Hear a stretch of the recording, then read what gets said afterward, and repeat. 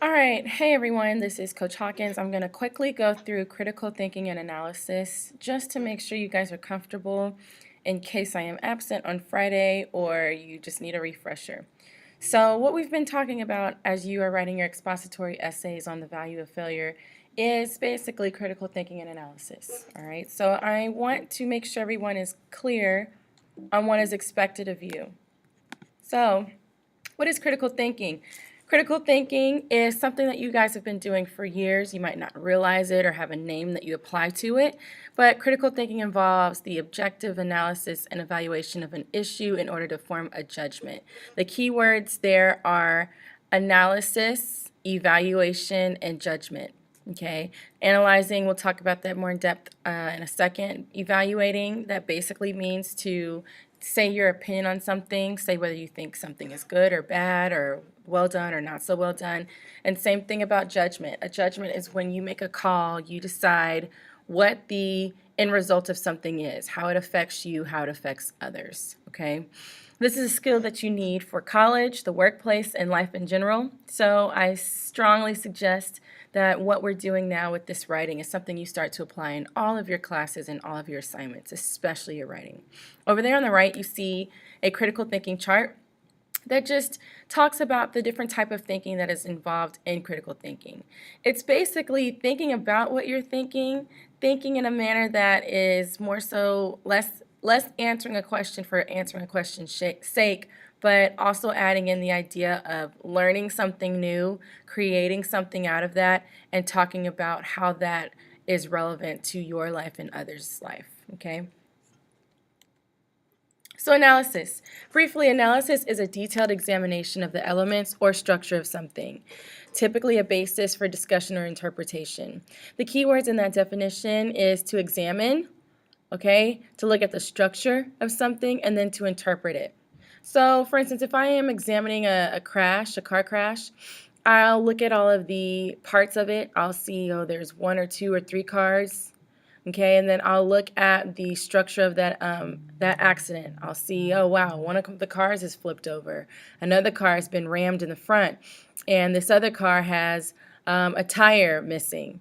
And then from that, I'm going to discuss and interpret. I'm going to ask questions. Maybe this car flipped over. Maybe that car rammed into the other car. I'm using logic now. Okay, maybe the other car at the front was in the wrong. Maybe they slammed on their brakes. This is how officers and detectives are able to decide how something happened at a crime scene. They're using analysis. They are looking at something, examining it, asking questions of it, and then interpreting based off of facts what happens or what is relevant.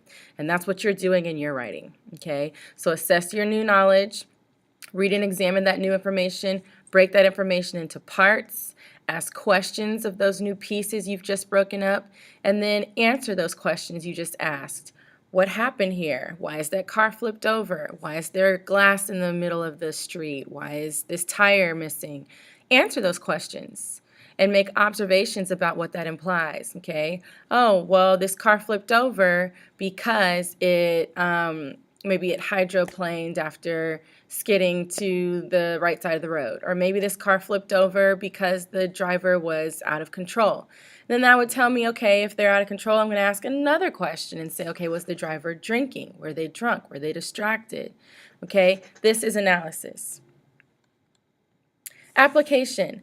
Application is where we now look at what we have been reading and take it a little bit further. So when I take that a little bit further, I'm going to assess my own knowledge. We've already done that. What do we already know about failure? I had you guys talk about that briefly. What does failure feel like? What does it look like?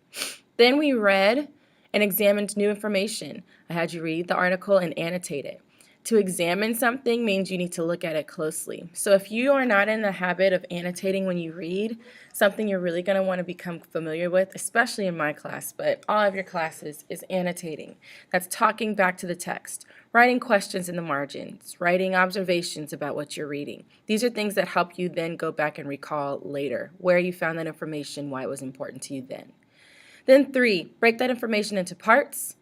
That's when we quick write and we identify some of that new information that was most important to us. That quick write was for us to say, okay, when I read this in class, the most important thing that stood out to me about failure was blank, or my perception of the answer to the question about the value of failure is blank.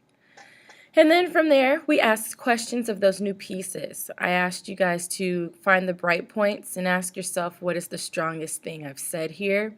And then from that, how can I develop an argument out of this? Okay, what is my answer to the question of the value of failure based off of what I broke down from the essay, or from the quick write rather. And then number 5, answer those questions and make observations. That's where we now look at our thesis, answering the question of the prompt. Textual evidence, supporting our answer to the question of the prompt. And then the so what, that goes into the implications of our new understanding. So just a brief review, this is what takes us into what I was talking to you guys about in class earlier this week. Being a deep thinker or applying analysis simply means that I look at those 3 levels of questioning. I have to question these different levels of what I am talking about in order to have effective analysis. Explain what my textual evidence means, show how it connects to my original topic sentence, and then answer that so what question. And that level 3 is what a lot of us struggle with. So let's look at that in a more fleshed out example. Here's a sample body paragraph that I came up with my first period, or my first 8A kids, my seniors on 8As. And we were talking about how failure can lead to sheltered students, okay? The lack of experiencing can lead to sheltered students. So this body paragraph that we've been working with is highlighted at the bottom, the analysis section. Notice I have in quotation, in parentheses, the different parts of analysis going on. The first part, explaining the quote. This means that oftentimes students fail simply because they choose not to perform, yada, yada, yada. Next, I connect my textual evidence, meaning I'm connecting this quote that I made back to this topic sentence at the top, okay? I'm showing how what I pulled from the article is relevant to my relevant to my, there we go, my topic sentence at the top.